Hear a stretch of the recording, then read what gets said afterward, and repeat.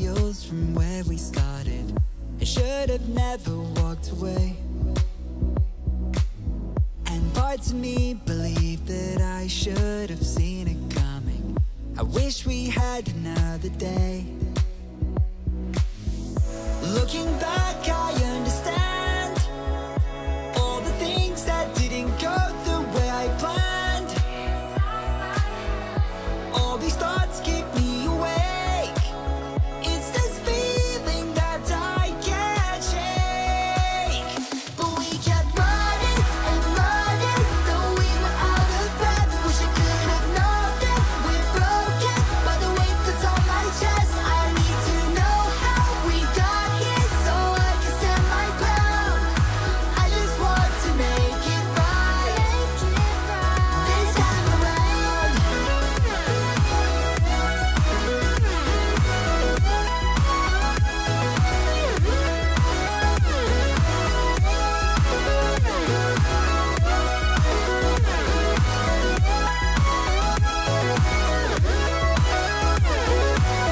From time to time, I still think about the good and the bad, just to remind me it was real. It takes a lot to learn from tragedy and where we went wrong, but I am sure that we can heal.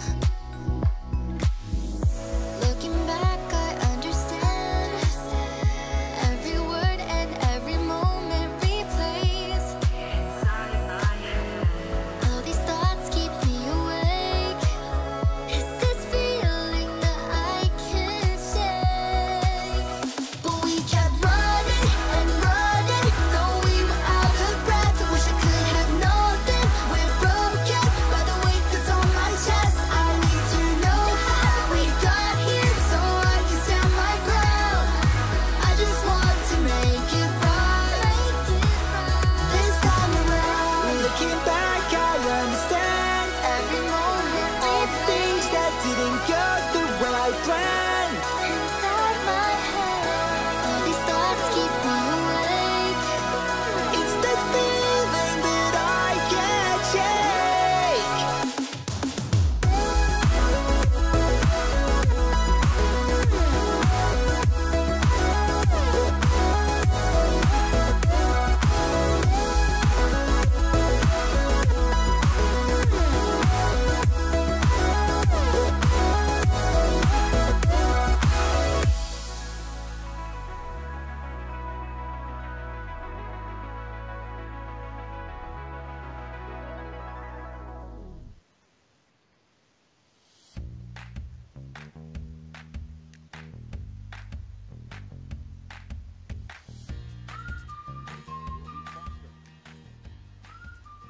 Hits the post.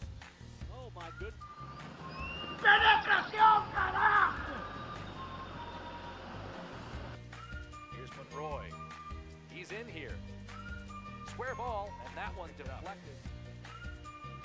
Trying to stretch out Danny Leyva here. Monroy into the penalty area, finds his man, and that whistles just over. Looking for an option. Pushes it outside. Coronado into the mixer and over the crossbar. Looking for more recent chance.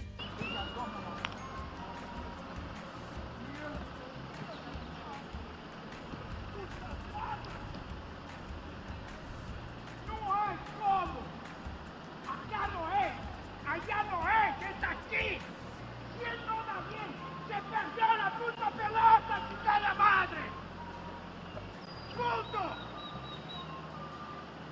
¡Hay un hueco que yo tengo que entrar! ¡Es todo! ¡Mueve, bicho! ¡Aquí! ¡Mira! ¡Chingada madre, mierda!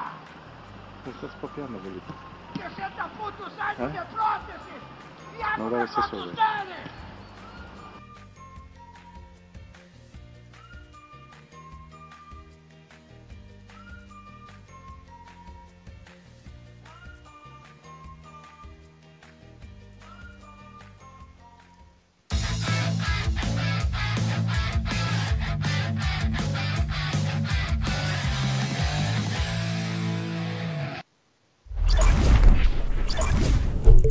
Hello, everybody, and welcome to another episode of Down in the Valley. My name is Edson Ochoa, and I am accompanied by my co-host, Jacob Young. Jacob, how are you doing, man? Doing all right. Looking forward to talking about this. Yes, it's been a couple of sad 2 weeks, but even though it's been those sad 2 weeks, I'm still looking forward to this. I think there's a lot of improvement that can be done, and hey, it's just growing pains, and I'm looking forward to it. You know what's interesting? It's interesting that usually every week you say you're doing good, and this week you're just okay. And I'm going, and it's because, man, this is just sad, horrible, and it really hurts as a fan of the Toros that they're not putting balls into the net. But we'll talk about that more as we go into this show. Give a quick shout out to Cisco and to Sean for joining us today.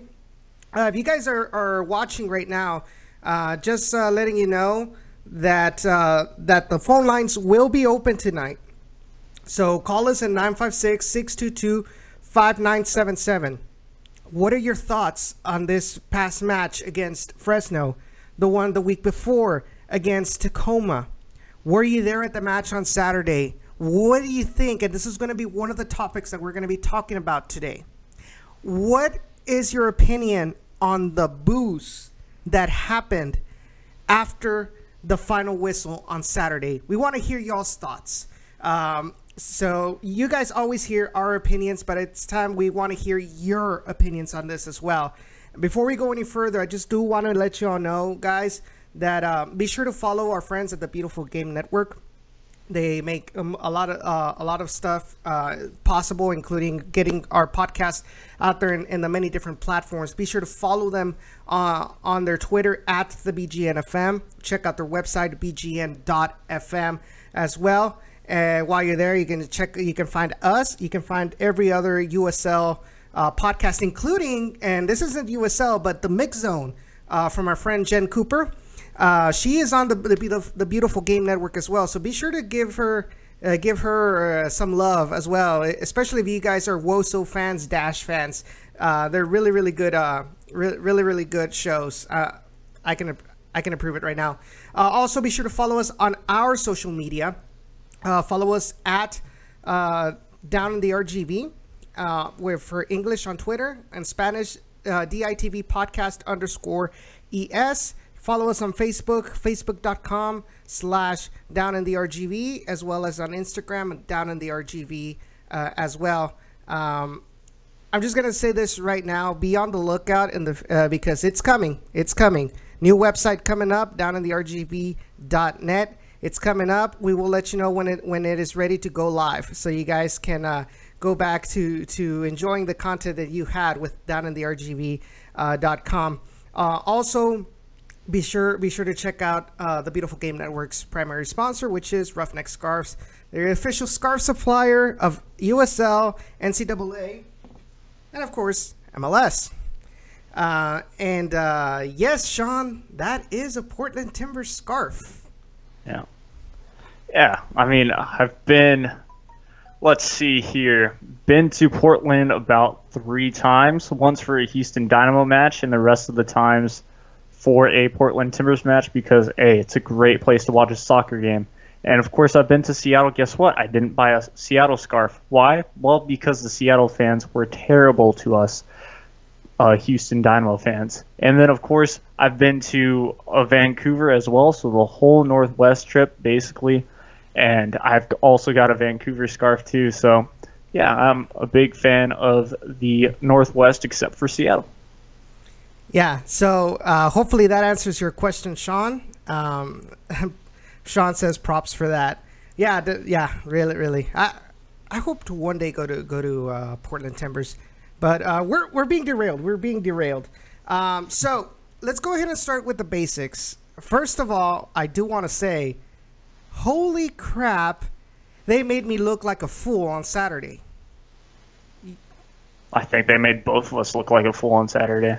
Because we were so, if you guys remember, if you guys listened or watched the pregame show on Down in the Valley, we were pretty much confident that the attackers were going to come out on their A game and we were going to win what was it we said? I think I said 3-0 or 3-1, and you said... Yeah, you said 3-0, I said 3-1. Yeah. Yeah. Exactly. We thought the attacking was going to come out. Of course, guess what happens? They did not, but... Hey.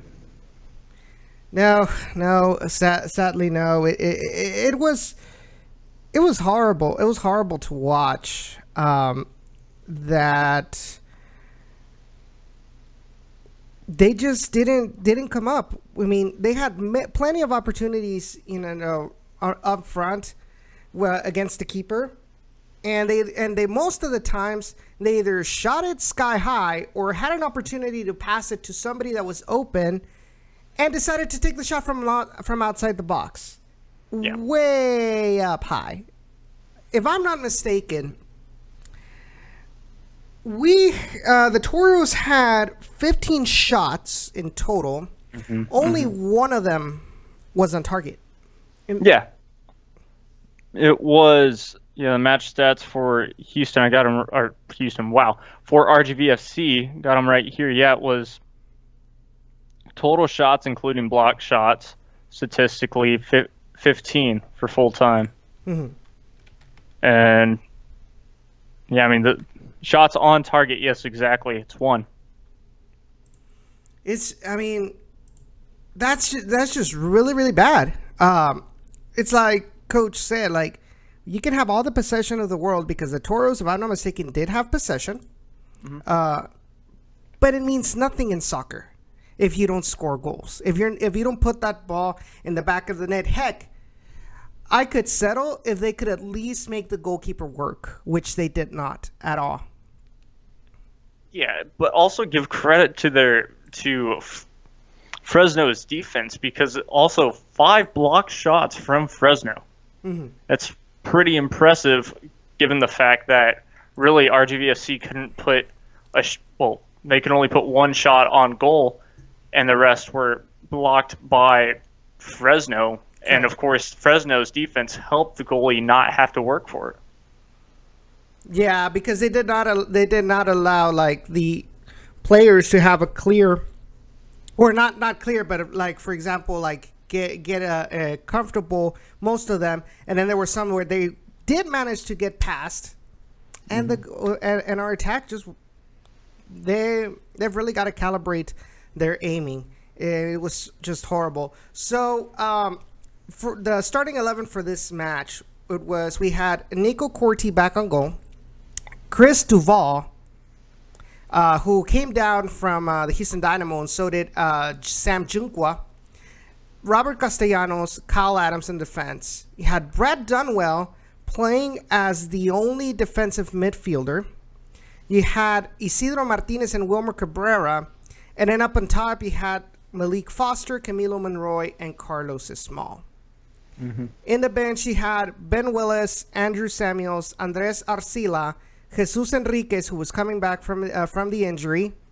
You had Romilio Hernandez, Kevin Rodriguez, and Michael Salazar, who was the latest signing by the RGVFC Toros, who plays as a striker.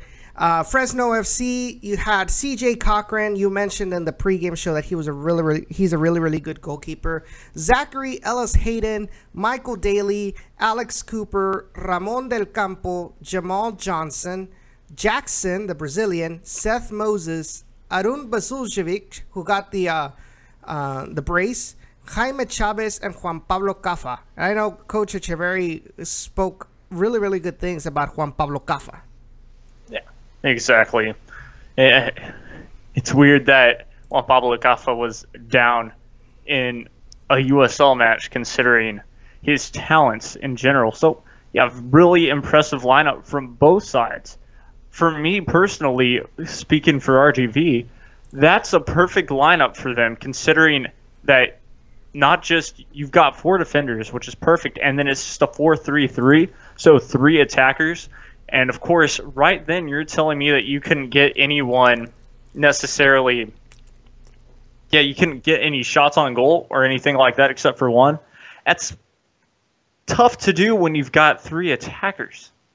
But of course, guess what? They're passing, let me say, was fantastic throughout the game. The ball movement, stuff like that to lead up. But then they would either make one extra pass or something of that sort to where everything would just blow up in their faces and they wouldn't be able to get a shot away or a shot off that would have to be from afar, which would end up skyrocketing. See, but why does that sound so familiar? Why is it always been like, it seems like it's almost like like a system kind of thing with the Dynamo, because prior seasons, that even the Dynamo had that problem where they always tried to do just one more thing, and that allowed them the defenders to close in on their spaces and weren't able to actually get a good opportunity on goal. And I think Sean actually mentioned right now, he says, did Wilmer come back and coach that last match? Because that was a Wilmer-esque stat line. No. Yeah, I mean, so, you know, looking in at the goal, at the first goal, may I kind of say? I mean, you looked down for a second, and then there was the ball in the back of the net, and Fresno FC the players are hugging each other. It was tough for any fans to really catch that goal in general, but it was just basically like you said, it was a Houston-esque type of deal, even for the defense there, because they just weren't warmed up yet. Here's the thing, though, and this is what really irked me about this goal. It's the first minute, right? Mm-hmm. You would assume that you coming in, you've got your nerves you got a little bit of nerves, right? Because it's early in the match. But you cannot allow for two players to come up and just steal the ball away like that. So the Toros had possession in the minute and a half.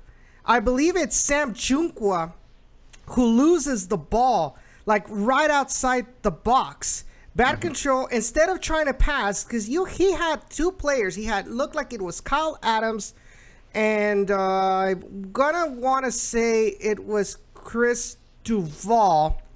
Yeah. That were there that could have helped them. And instead, he lets the Fresno players come at him, lose the ball. The Fresno players just connect real beautifully. 1-2, a little back heel touch, and Basuljevic was able to slot it in past Nico Corti on this in the far post. Yeah, exactly. By that point, Nico Corti can't do anything else due to the fact, well, it's like 3-on-1 basically, or 2-on-1.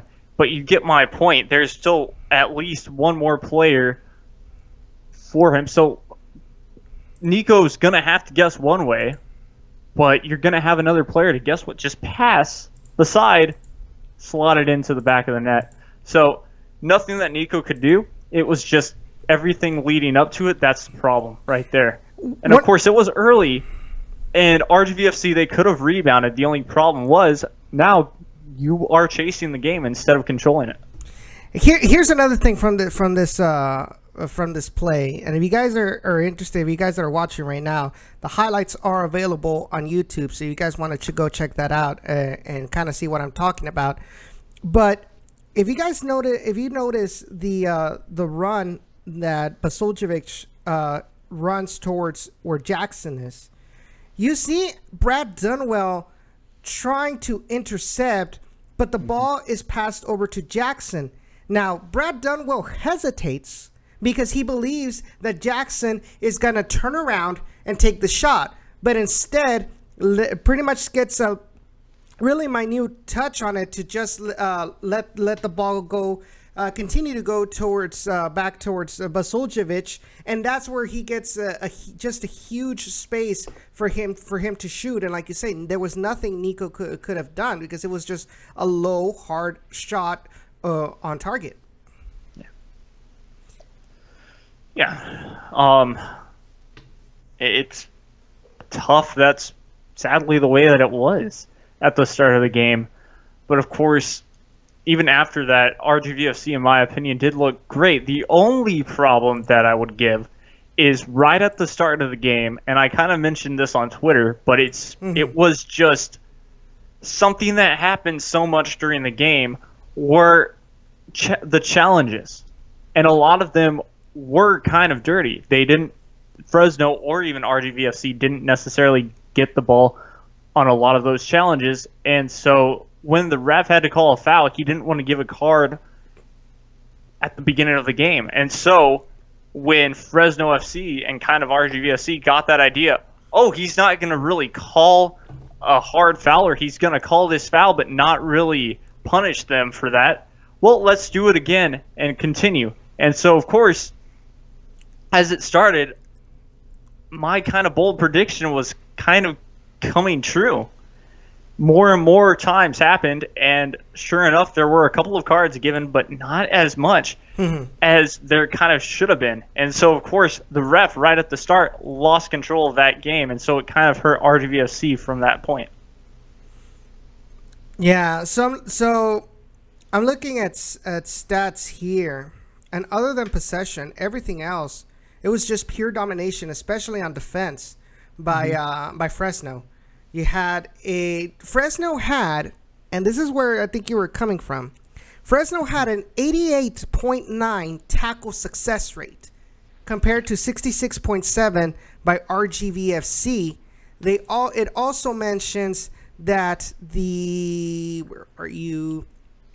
interceptions, 17 interceptions by Fresno, only 8 by RGVFC, which meant that they were kind of retreating back and letting RGV do their thing. And it just irks me when the team does not take advantage of these opportunities, because I have a feeling that this is what's going to I think this is how the teams are going to be playing RGV. They're going to let them dominate possession. They're going to be retreating. They're going to want to try and go for the counterattack, because especially if the Toros just can't seem to put their shots on target. I mean, we'll let them come to me. If they don't score, or at least we got the tie. That's probably what they're thinking.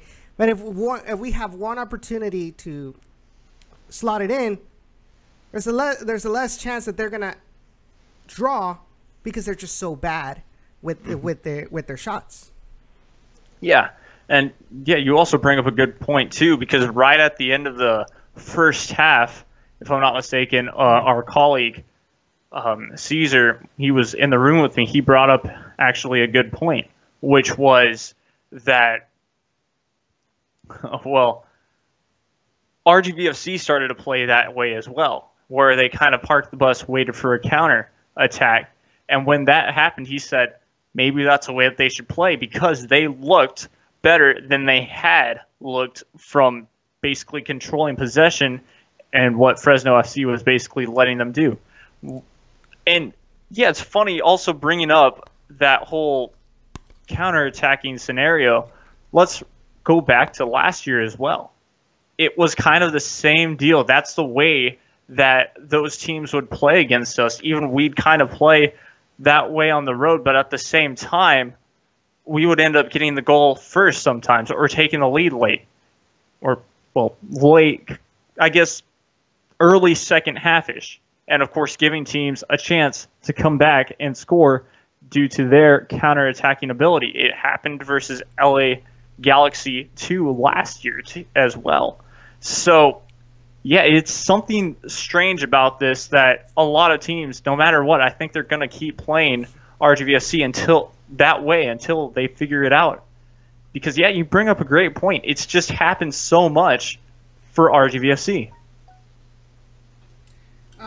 So Cisco asked, he says, how was the Toros passing on the night? You mentioned 17 interceptions. Were there many loose passes, or was the other team pressing a lot? As far as passing, they had an 85.7 passing accuracy, but it was mostly lateral in the midfield kind of passing. And then because it drops down to 78 in the opponent's half. Crossing was just bad, 17.6% accuracy compared to 30% from Fresno. Oh, it looks like we have a call. All right. Welcome to Down to the Valley. You mentioned 17. What? Oh. Okay. Call again. Whoever called, be sure to call us again. Might have dropped. But yeah, what I did want to say also was that I lost my train of thought actually. Wow, help me out here. Oh yeah.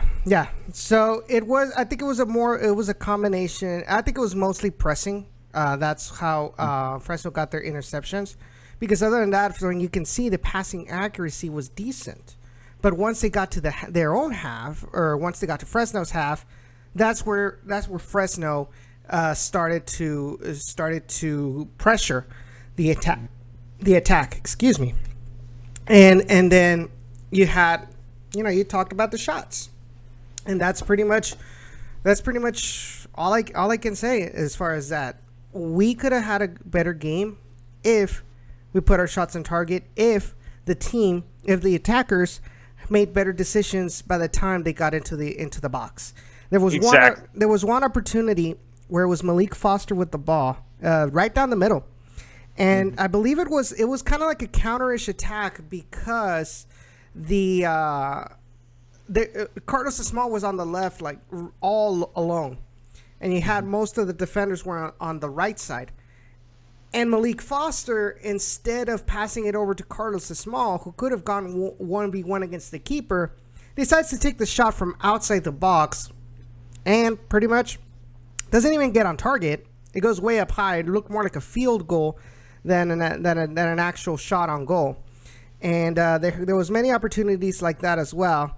And then in the second half, you had Fresno scoring the second goal of the night once in the 60th minute. Once again, Basuljevic, and that one was pretty much a mirror play by Basuljevic by the kind of shot. And actually, right before, there was a cross that Nico Corti managed to save, like right in front of him. That, like, I think it was number 11, which is Jamal Johnson, like gets the header like right at the 6-yard box.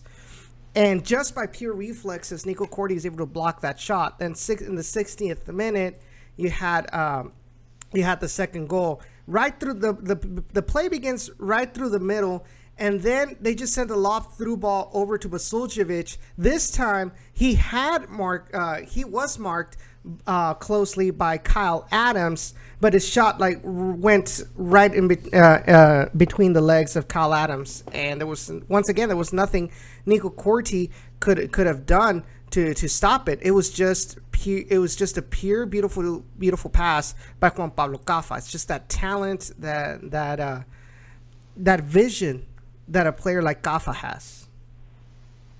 Yeah, exactly. And I mean, kind of going back to when the Toros had an opportunity, when they got basically close to 30 yards inside of Fresno's box or something like that, when Fresno started to really defend and pressure. Well, I mean, you're talking about a team that's going to do that exact thing, counter-attacking. That's why we saw that second goal, just like you said. It's frustrating when you don't know what to do in those types of situations, when you've got that type of possession, but then, of course, you can't make anything of that final move basically happen. One thing that I would like to mention is when Chuy Enriquez was on and had the ball, it was impressive because, yes, Chuy loves to play for the fans and stuff, but at the same exact time, he looked like our best player at that moment because he was able to get through that traffic and have a couple of opportunities. Yes, RGVFC did have some bad luck with shots, not to mention something interesting. getting fouled inside the box. So yes, right after the goal by the second goal by Fresno, RGVFC have an opportunity to score. They were awarded a penalty kick inside the box after Malik Foster was fouled. And guess what happened? Malik Foster hits the ball right in the post. And right after that, started seeing many fans leaving with utter disgust in their eyes from that day's match, to the point that those who stayed till the end, right at the whistle, loudly booed the team. A first from HB Park. Well, what are your thoughts on that, Jacob? Well, okay, and like I keep mentioning, because I think it besides the ugly play, there was also ugly refereeing, just in total frustration for both sides, to where there weren't, I guess, where there should have been red cards or a player getting another card and sent off for Fresno didn't necessarily happen, and that hurt RGVFC and then the fans. It was just an interestingly tough atmosphere, and then yeah, of course it's frustration. You want to let out your frustration. It's tough. I mean, I remember in the the first year that the stadium was officially built and we were able to get season tickets and all that. Yeah, I remember after, I think maybe the San Antonio game, or not even the San Antonio game, but one of the first games early in the season, yeah, I did afterwards kind of like just go boo, because yeah, I was frustrated. It was a frustrating team to watch then, and it is still going to be a frustrating team now. Yeah, of course, it's not necessarily the correct response, but it's those boos were basically like just, just size in a way. It's tough for fans to, expect great soccer. Of course, you're not going to get great soccer when it's this type of football, but at the same time, yeah, a bit of those boos were true, and, well, the players have to be playing better as well. Yes, it's a beginning of the season, blame it on the growing pains, but at the same time, somewhat of it was worth it. I mean, the players need to hear, I know they were as upset as basically the fans were, and I know probably some of the players will say, yeah, we deserve that, but yeah, it's the beginning of the season. Let's not hit the panic button just yet, but those boos were basically just frustration. You got to let out steam somehow, and at least there weren't any yells like, Chewy, you suck, or something of that nature, like, you suck tonight. No, it was just a couple of boos. I personally think that, and I talked to a couple of people that I've been talking to about this subject, and I personally think that while in the collective sense it is still too early to kind of judge the whole team as horrible, because it is just the second match of the season, first home match.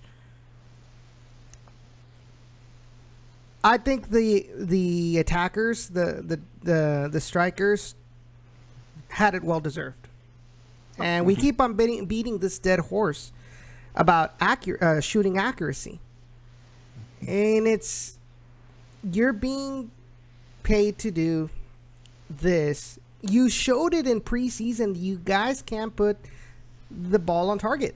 You showed it in preseason. Why is it that all of a sudden we're in the big games now, and the ones that really matter, and you can't do it? And this is why we're getting kind of frustrated, because we know you can do it. If we knew you guys had no talent, we wouldn't be saying anything. We'd just be kind of not disappointed. I'm trying to just like, whatever. Like, I mean, but Carlos Small showed last season, preseason, that he can put shots on target. So did Malik Foster coming in with the pedigree that he is. Jamaican national team being being called the Jamaican Messi. He brings a lot of pedigree, and we're not seeing that. We're not seeing that yet. Yeah. Here's a fun fact for you as well. If I'm not mistaken, RGVFC scored as many goals in preseason than they did all season the year before, or something of that sort. It's crazy to think that, especially it was the Austin Bold FC where RGVFC, if I'm not mistaken, had 3 goals. And then the games before then, yes, that game versus San Antonio FC in preseason is different. And we had, 4 goals in that game too? Mm-hmm. So, yeah, you said it. I'm saying it now. Yeah, we can score. Question is, can we score when it matters? And apparently the answer is no. And that is a big problem.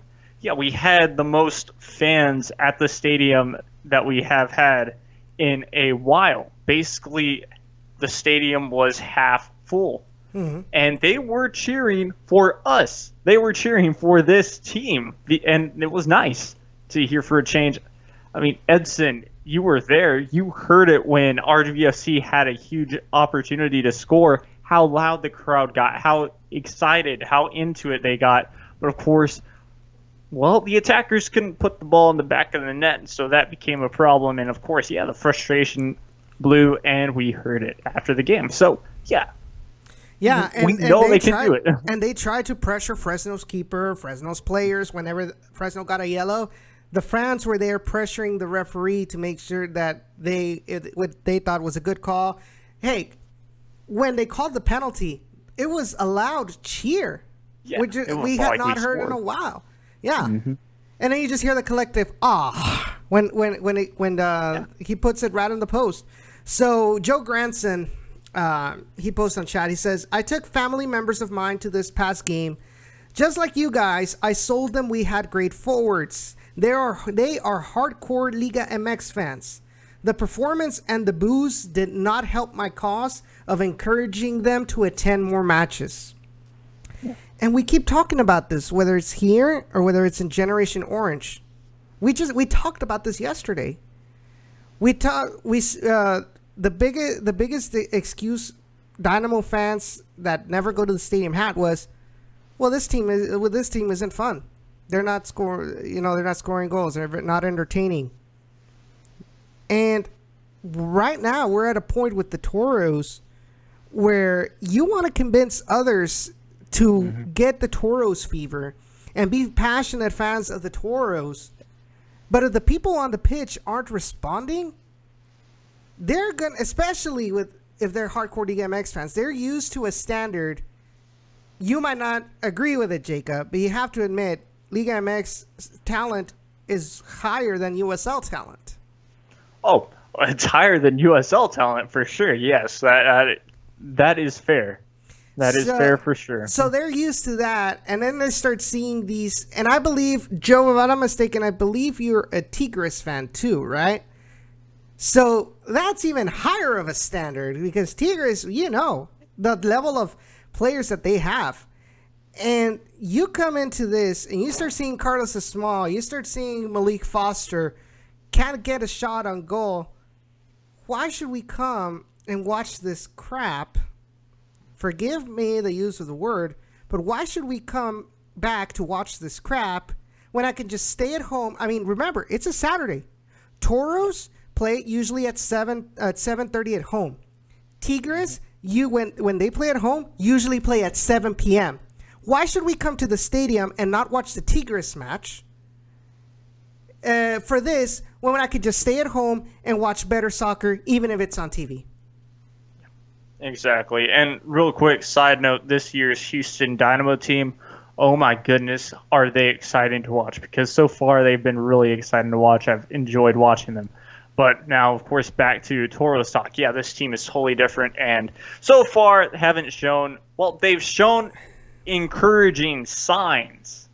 And that is obviously we can keep possession. We have those moves to get to the 30-yard box. We have those moves to basically get a shot, maybe on target. But then somehow we fall apart. Once again, it goes back to preseason. They were finishing, and we were excited. I mean, even we heard it after the game in Coach's voice.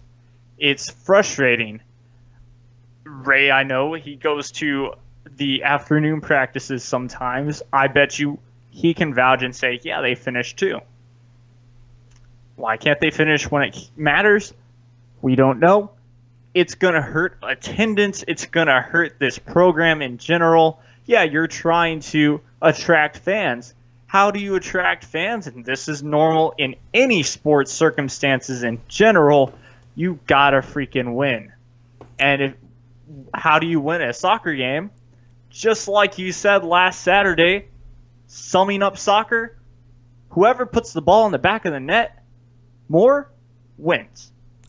So, we can't do that. We're not going to win. We're not even going to get a point because guess what? Now people have figured out how to play against us, and they're going to score goals because our defense sometimes will give it up and will not be warmed up at the start of a game. Yeah, that's going to be a problem. We're going to be the laughingstock. Guess what? We're already kind of the laughingstock. We made the USL memes page, guys. Yay! Congratulations. Yeah, we're not having good time. And I took the time. Okay, so here's the thing. So first of all, so Sean says, so what I just heard is that because the players are USL talent instead of Liga MX talent, that the fans have a right to boo.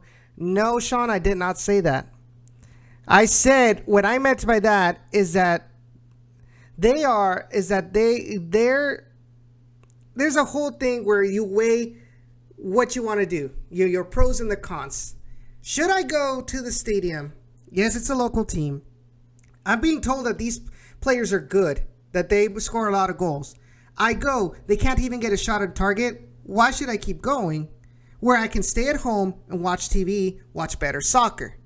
Sure, the environment isn't the same. It's never the same just being on TV than actually being at the stadium. And we talked about it yesterday in Generation Orange. But when it comes to them being used to a level of soccer and the local team not being able to fulfill, at least taking into consideration the differences, at least getting shots on target, making it interesting and not, being shut out. And not because if you at least get shut out, but you at least make the keeper work for it, okay, that's a lot more entertaining than just watching a bunch of shots that if it was the other football, you'd get 3 points.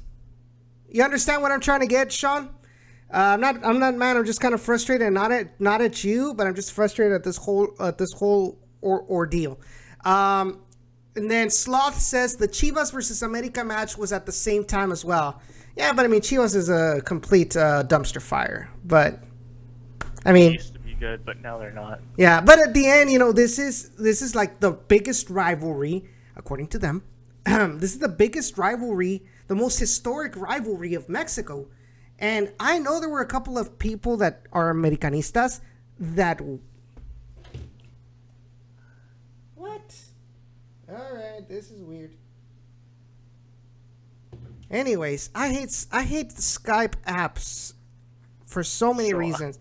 Like, oh gosh, yes, I really want to hear this as well. This seems pretty interesting, considering that Sean wants to basically just tell you off. I think he'll probably also tell me off in the process, not trying to.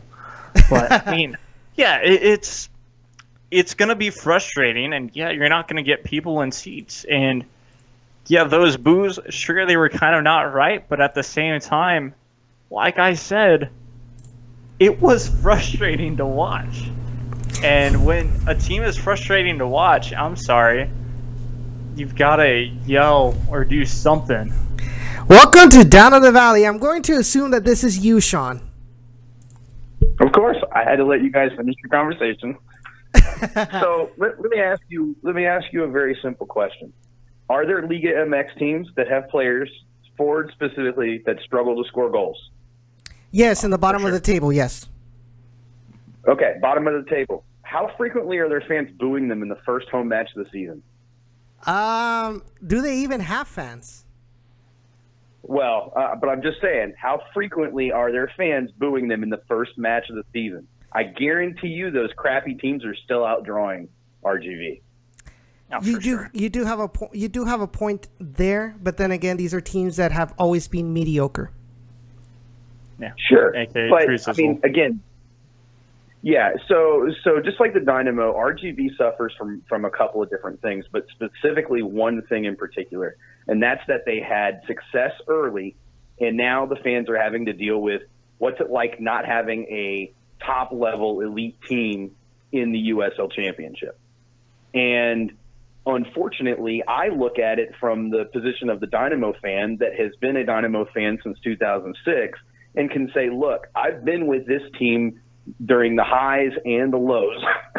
Excuse me. I can tell you the lows are going to happen. I can understand the frustration, but my problem is, and we talked about this last night off the air, by booing the players, whether that was the intention or not, by booing in the manner that it was that the boos came out, you were basically saying to the players, we don't respect you at all. Regardless of what you've done on the field, we don't respect you as players. And then you expect those players, as fans, to come out and show you that they deserve your respect. Now, let me tell you something as somebody who kind of has connected with players at multiple levels. A player is not going to give you 100% if you're out there booing them. Now, you can say, well, they should have shown better in their first home match of the season, but the Dynamo in their first home match of the season, they got ran up and down the field. They didn't score hardly any goal. They scored the one goal, and honestly, that was a lucky goal. But you didn't hear fans out there booing the team because at least there was an understanding from fans. This is the first match of the season. And I just feel like it's inconsiderate as fans in the first home match. Now, if this was the third or fourth home match, if we had made it a little deeper into the season and this was truly about specific players struggling, that's different, or the quality on the pitch being bad, that's different. But again, it's the first home match of the season. That's just setting the precedence for how you expect the rest of the season to go. Booing the players in the first home match of the season, you are setting the bar for what the players should expect out of the fan base. And if it's going to be an animosity, us versus them type thing, do not expect those players to come out on the pitch. Do not expect them to come out in blood, sweat, and tears for you. You are creating an environment that is not conducive to them growing as players. It's not conducive to their talent being shown for the best that they can do. You don't have parents parents aren't going to go out there and boo their kids. You have to understand that most of these players are younger players. Yes, they have high talent ceilings, but that doesn't mean that they're not young players that still have to figure out some things. Sometimes they're going to miss the face of goal. Mario doesn't go out every match and hit goal every time. So I think it's absolutely absurd that fans booed in the first home match of the season. And I think it speaks to the overall mentality of the fan base saying we want a higher quality expectation, when in reality, if you want that higher quality expectation, you have to do the first thing, and you have to show that the players deserve more than you're giving them, that the players need to up their game. If you go out there as a fan base and you're cheering and you're showing your support even in the downtime, those fans are going to go out there and they're going to give you 150%. But if you go out there and you boo them in the first home match of the season, they're going to not even care to be a RGV Toro anymore. And you want good players to come play for the Toros? Hell no. They're not going to do it because you're setting the precedence that this fan base doesn't give a shit about players. You care more about how it's perceived. You care more about the entertainment value of the soccer on the pitch. At the end of the day, that is total crap. And you know me, Edson, I don't get fired up about much. I get fired up about this. And I guarantee you that Carson would be pissed if he had a chance to come on and say something too. Yeah. Well, I mean, I'll just say one thing.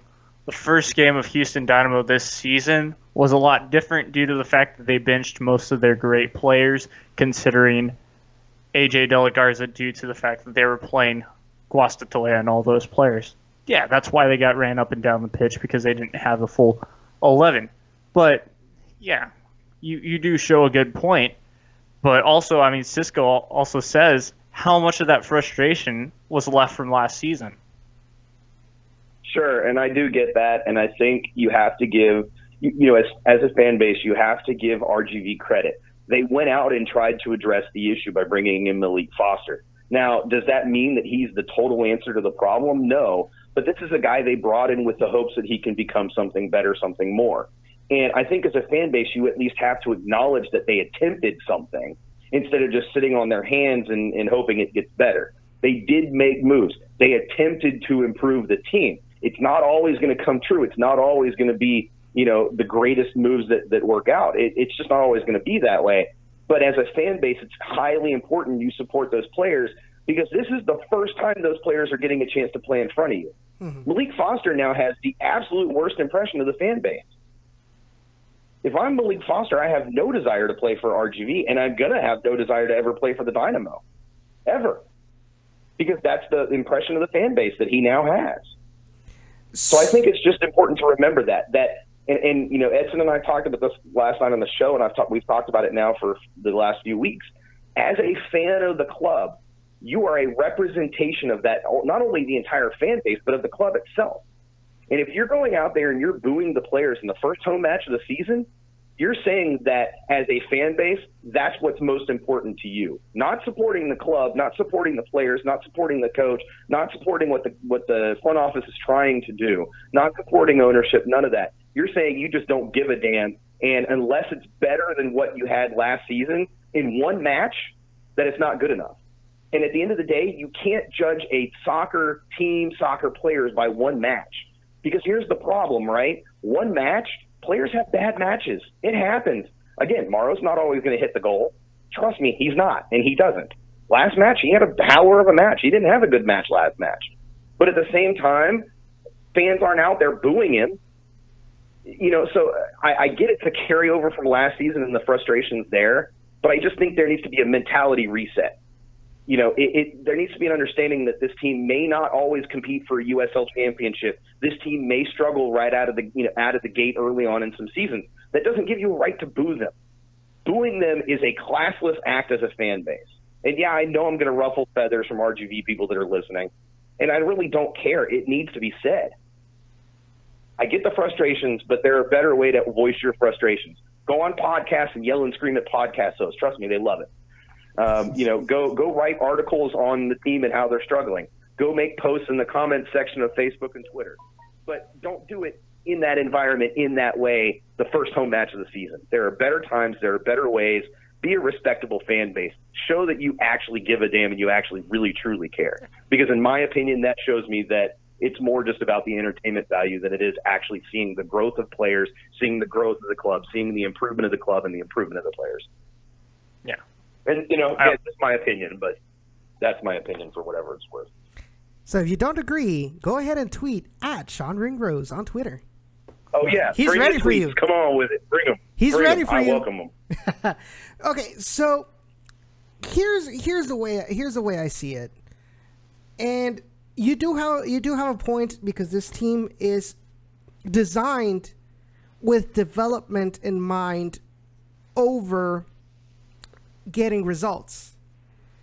But Coach Echeverri has always, whenever he's come in, since he came in, he has always harped on we want this team to not only develop for the Dynamo, but we want to go to the playoffs. We want to win the championship. If we don't win the championship, it's a failure. Now, I'm guessing the fans took it to the extreme of saying, oh, we're going to be blasting right out of the gate. There's potential. I see potential in this team to be dominant and get some decent results.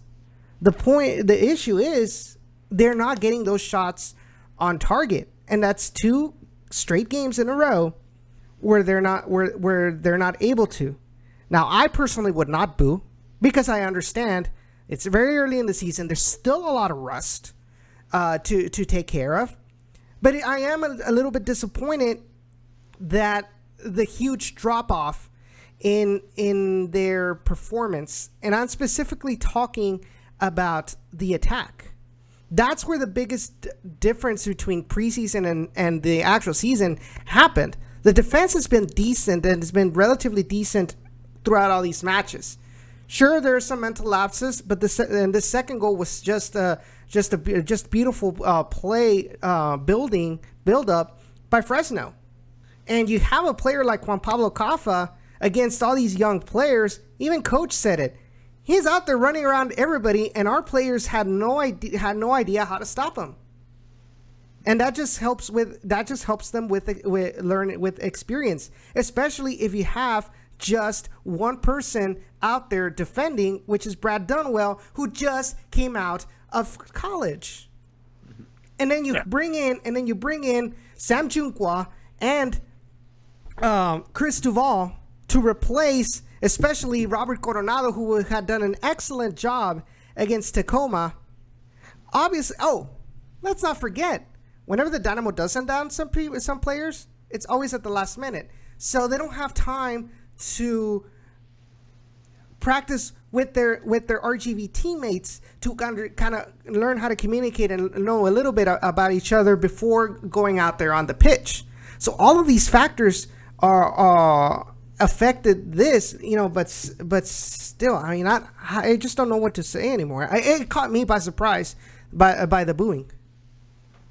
Yeah, it did as well to me, but I can understand their frustration. But at the same time, Sean said it all. It's you can't do that. You have to have a mentality reset. It's tough because everybody was anticipating this amazing team that a lot of them probably had seen the preseason games as well, and so of course it was great to watch the Toros score goals. Not to mention this, and let me pull up some trivia for you. When was the last time that RGVFC ever had a great beginning of a season? They've never had a good beginning. Never. Even in 2016. Exactly. 2016, they hit the ground running in the summer, basically. Mm-hmm. That's when they started to win games. And, of course, yes, it helped because they had a lot of players just like the Connor Donovans of back then, Charlie Ward's, and it helped because this one player, in my opinion, Taylor Hunter and the central defense. Exactly, Hunter was big, as well as just a different lineup totally. It was later in the season when they hit the ground running, and exactly, May. I guess late April to May is when you need to start to peak as a team. So yes, at the beginning, you have to expect growing pains. You have to expect this thing because once again, they're not as tight as they were a year ago. And so, you brought in Malik Foster, you brought in these great players, but give them time to get up. I understand the anticipation was real that game. It was the best crowd we had seen in a while. Because, they were expecting much, but, oh, gosh. Yeah, frustrating.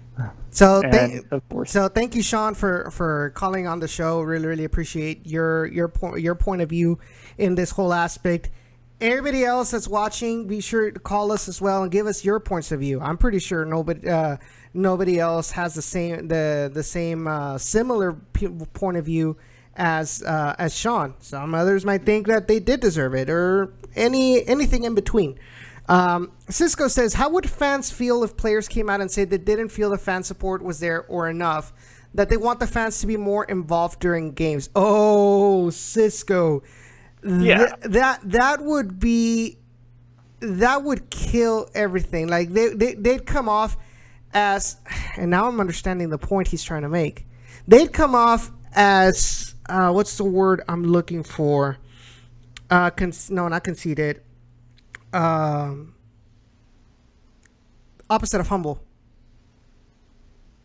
Yeah, exactly. Well, that word, not humble. I understand what word you're trying to use. I just have a blank as well on my brain for that word as well. And I mean, Sean kind of even pointed to that as well. It's just, it goes both ways in a way. The fans have to respect the players, and the players have to respect the fans. Because if they don't, Pretentious. yeah, pretentious. Yeah. Yeah. Yeah, so I think Cisco does have a kind of like a point there. That's the word I was looking for. Arrogant. Arrogant. Yeah. Yeah. Thank you, Sean. Arrogant brats. I personally would be extremely angry, separating the whole media from the fan aspect. As a fan, I'd be extremely offended if a player went out and said that, or blatantly said that the fan base was not good enough for them. Mm-hmm. Yeah, exactly. It's just like, I guess, yeah, kind of a good example of that is really the president or the GM of the Carolina Hurricanes. He kind of did exactly that, because after the Hurricanes win, they've got the best celebrations I've ever seen someone win. When they win a game, they do the thunderclap, and then sometimes the lights will go off and the players will do something fun. Yes, it's a team celebration. It's pretty cool. But then the coach and the GM was like, that's not cool to us. They stink. Well, basically because they're still in the 1980s when everyone was pretty selfish in that sport. But yeah, it's kind of my point, as in, that's not good. You got to get, the fans have to be involved, and the players have to, it's got to be a mutual thing. And if it's not a mutual thing, then it just goes back to what Sean said. The players aren't going to care. The fans aren't going to care if the players don't care about the fans. And so, yeah. So, and give credit to the front, real quick, give credit to the front office. They try to make everything perfect. Yes, the players, it's going to take time. So, to summarize, what you're saying is that this was uncalled for. Yeah, it was a bit uncalled for. Now that really I've heard Sean's side and we've kind of dug even deeper into this situation. Yeah, it was uncalled for. I mean, we heard from even our media colleagues too, like Ronnie said exactly that. This is uncalled for. There's no need for it this early in the season. What do you do when you get frustrated? Oh, heck, yeah, you want to yell. At the same time, freaking walk it off. Walk to your car, hit the panic button, and just walk to your car, because that will help you a lot with that built-up anger inside. Trust me, I've done that multiple times after a grueling Texas A&M defeat, and even sometimes a Houston Dynamo defeat. You just feel dead and upset, but once you walk, you start to get that momentum back, and it's fine. But yeah, don't bring it on the players, because they can probably play better than you. They're trying their freaking hardest, and probably it's gonna take better time. Than us. They're pros. We're not. We're here sitting on our desks talking about soccer while they're out there getting paid to play soccer. Exactly. I mean, we could try to analyze and see, well, maybe this wasn't right, like we're doing. Like, I mean, trying to sky. Yeah, exactly. But I'm pretty sure if you put me out there on the pitch to make some shots, even when there's nobody there, I'm not gonna put it in the goal. I'm probably not even gonna. My shot's probably not even gonna make it close to the goal. Yeah, exactly. And of course, yeah, you can analyze this game, like Coach said, even in the interview too. He kind of said that, yeah, I'm gonna have to analyze this. I need to see the replay of stuff like that to figure out. Yeah, at the moment I'm gonna take it on myself, but at the same time, I still need to look at this to make sure this is what happened, so that we can learn from it. Once again, I mean, he was going towards that way of saying, yeah, so that we can learn from it. Learn from it is the key word. Yeah, in time, you're going to be frustrated as fans, and you're going to want to boo, but at the same time, you can't. So you believe that this is actually going to be counterproductive? The booing, is going to be counterproductive for sure. Yeah. So, yeah, Sloth says, let's not hit the panic button yet. Yeah, exactly. That was from Coach as well. That's perfect. Yeah, we can't hit the panic button, but of course, as everyone in the valley to find their cars in a parking lot have to hit the panic button to get home. I don't say anything because usually by the time I get out, it's usually the only car that's around.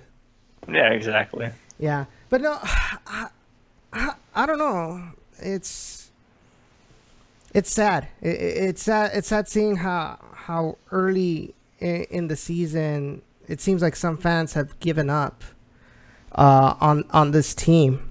Like I can understand if you're a Real Madrid fan or a Tigres fan, and Tigres or Real Madrid are playing like a lot of games in a row horribly, like Real Madrid is right now, with under Solari and Lopetegui.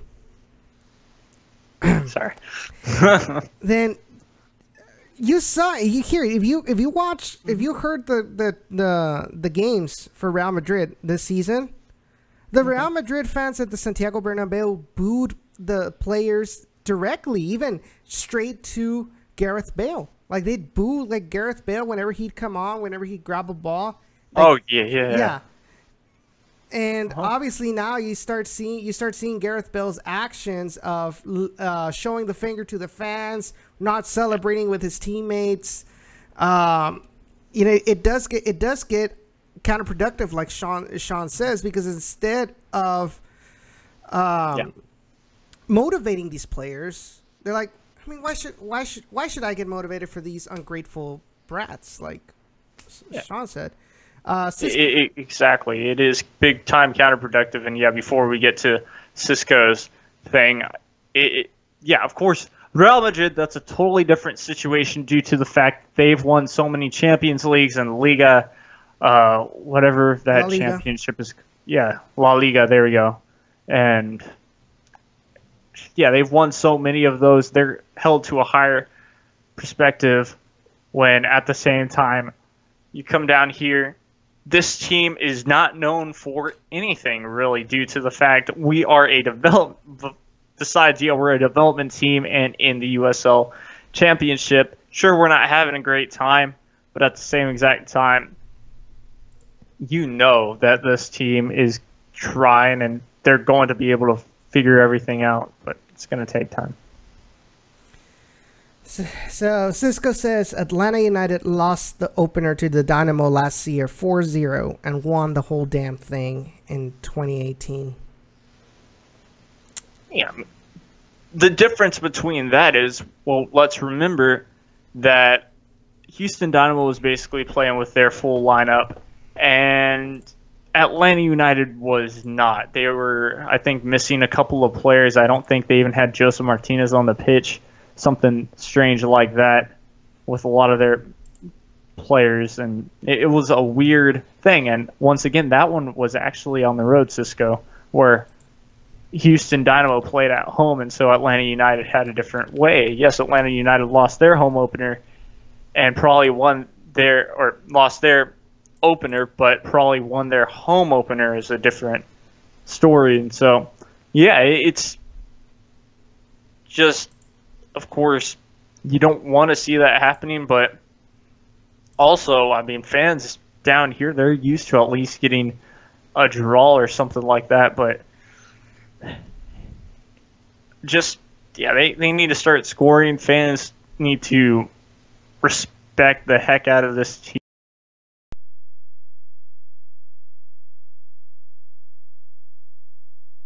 Because, yeah, it's gonna be a different season if we don't have that. I can definitely agree with that. I just hope that there are enough fans that are listening and get the idea that this isn't, while it's not going to be as easy, we have the talent that once they wake up, we might see some good things coming out of it. We can go ahead and we're going to go on a quick little break since it is a little bit past 8 o'clock. So we're gonna be going on break, and when we come back, we will. What's up, Dad? Says greetings from Monterrey, Nuevo León. So when we come back, we'll talk about some reactions from some players, and coach, and we're also going to be leading up to the match against El Paso Locomotive, and we're also going to be talking about the two players that are not going to be with us in the next game because of international call-ups. So don't go away just yet. We'll be back in about a couple of minutes. We'll be back. We'll be back.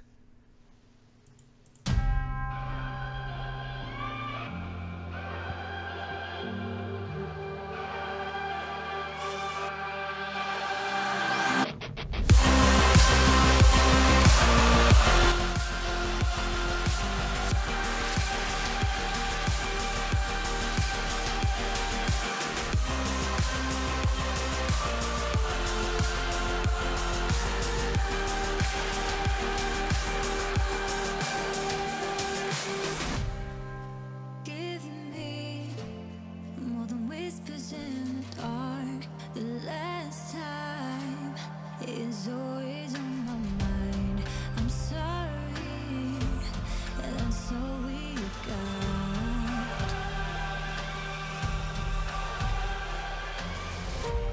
With loaded guns, nowhere to run. We'll take it.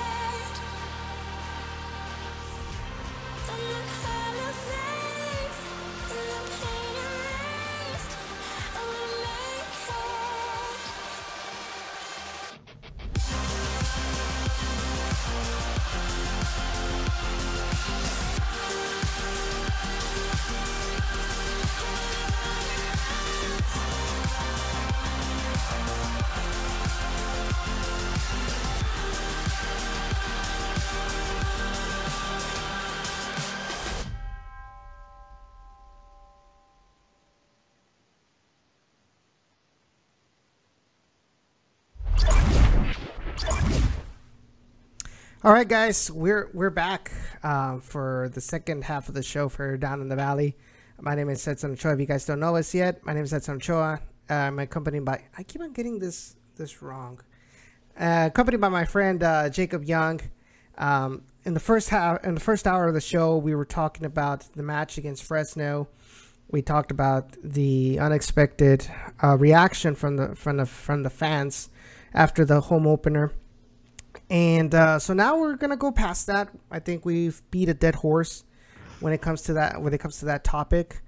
Now we can go ahead and talk about what's going on, what's gonna happen as we look forward into the season, into the third week of the USL Championship 2019 season, and that is we are going to visit the El Paso Locomotive, which is also our first match to be involved in the Copa Tejas. Yeah, and this is a kind of a weird match considering that it's a part of Copa Tejas. Why? Due to the fact that, well, Texas is a huge state. And real quick, with geography, if you haven't ever known that, there are different time zones in Texas. Yes, we've got the Mountain Time and the Central Time, which is where Edson and I are right now, Houston and, well, the RGV. And then, of course, yeah, and so it's really strange, that match. If I had to guess, we'll probably start 8 or 9, something like that, p.m.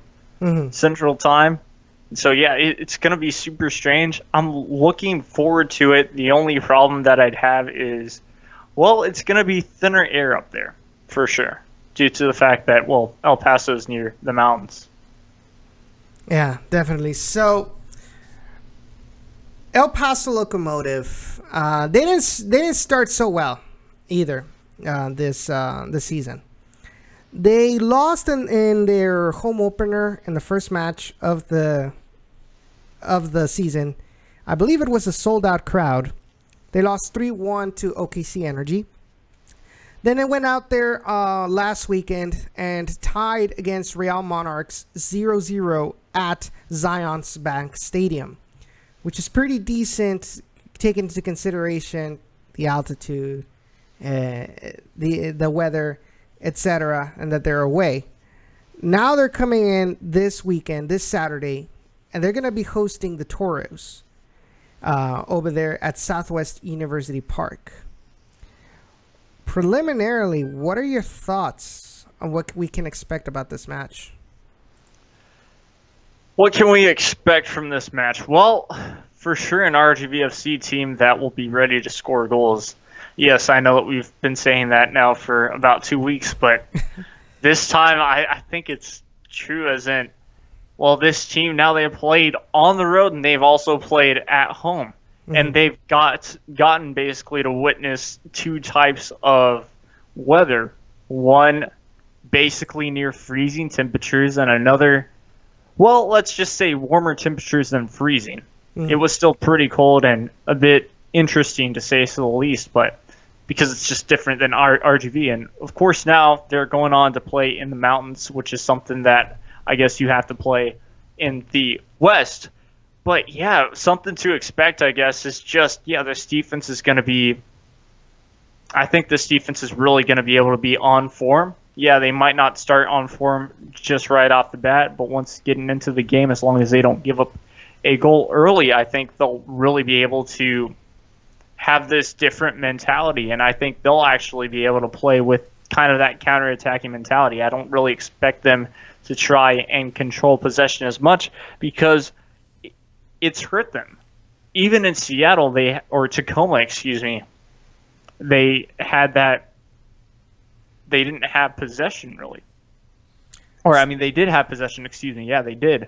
And it hurt them in the end with it, giving up a goal because the defense had a little bit of a mental error. I don't expect them to really have that mental error 3 weeks into this season, given the fact that they'll be ready. And I think we may see RGVFC get at least a point on the road. That's what I hope. That's what I hope too. So, looking at the stats for El Paso Locomotive, and on the attack, they have had 30 total shots, which is not including block shots. 15 of those shots were on target. And they've only scored 1 goal, but that 15 shots on target it's scary because at least they're working the keepers.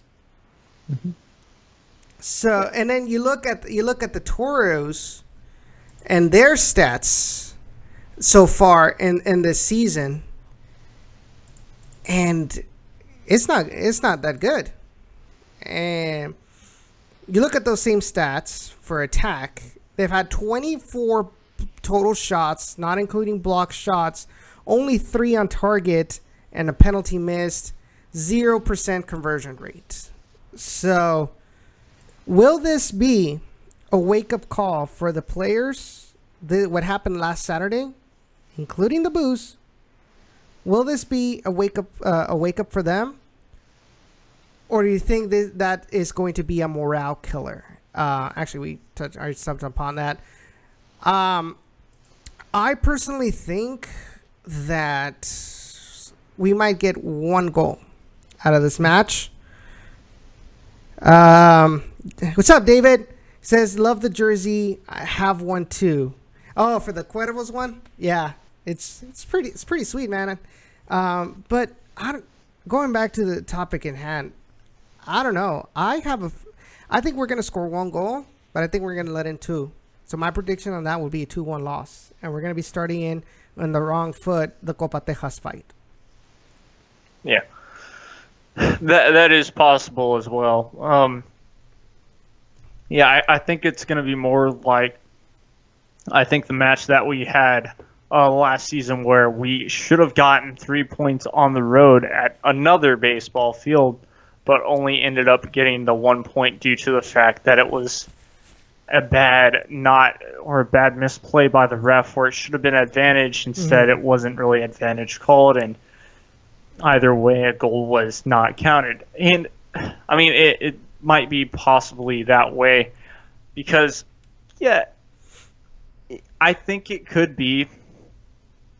Well, I mean, there's not really going to be any morale boost, but given the fact that the way that just coach talked about his players and saying, yeah, there's no way that I can go in there and try and talk to any of my players after this loss because they are as mad as basically I'll get, or as mad as I am at the moment. And so, yeah, they want to play well, and I think that momentum will really carry them in. I think they're focused in practice, which is probably the truth. It's just, yeah, when it comes to big games, it'll be a different story. But, I mean, this game, it's going to be played close to the mountains, and I think the Toros are finally going to be a bit ready to at least get a point. And yeah, I'm saying 1-1, 2-2 draw. So let's take a listen on what Coach Echeverry talked about today after practice. Our friend Rey Silva was there in practice, and he got a chance to talk with Coach Echeverry as well as Brad Dunwell. So let's listen to what Coach Echeverry had to say first. Practice been going well for you this week. You got the first installment of the Tejas Cup. You got the new boys, El Paso Locomotive, coming up. What have you seen from them that gives you a little bit of headaches? They went on the road, got a result, a draw at Real Salt Lake. Tell me a little bit about them and what problems will they bring up for you on Saturday? Well, I mean, I felt that they moved the ball extremely well. They're very organized defensively. They press high. They were in Colorado, in Utah, which is not it's not an easy place to play because of the altitude. And they went up there and pressed them. So they were forcing them into mistakes. And when they had possession of the ball, they were very composed. So it's a veteran team. It's a team that has a lot of experience with some players who, who've been around for a while. So even though it's a first-year franchise, they're not. It's not like a bunch of kids play. It's not as. It's a quite experienced team. And what have you told your team so far about this team that's giving you a little bit of a selection problem going into that game now that you won't have Salazar or Foster available due to international call-up? Well, right now it's just the fact that they're home. They're hungry to be home and get their first win of the year, just like we are. Obviously, it's going to be they'll have the home field advantage. That place will probably be rocking. It's an interstate, maybe the beginnings of an interstate rivalry. And so I think it's going to be an exciting game. For me, they have a lot of pieces, they have a big forward, you know what I mean? who, I mean, he's a big target. Obviously, he's he was the #1 draft pick at one point. You know what I mean? So he's a big target. They have a number 10 who's extremely crafty and Argentine, and they have some really solid players. So for me, going forward, they're dangerous. You know, some wide players that can cause you problems, and very organized defensively. Like I said, it's a very experienced player, center backs, and their coaches has them very organized. So it's a well-coached team. And being that it's the first installment of the Takenos Cup, have practices been a little bit more intense just due to the new Texas team rivalries? No, the training has been intense from day one. So for us, it's not a matter of because it's this team, because it's another that that we do extra. We're gonna put extra thing on it or whatever. No, it's not. Every game for us, we take it as a final, and we need to. Right now, we've given points away, and we don't want that habit, to form. So fortunately, the boys have been training extremely hard. They have not let down at all. So I'm extremely proud of that. So for me to say that they picked it up would mean that the previous training sessions have been, they've taken it easy, and that's far from the case. Thank you.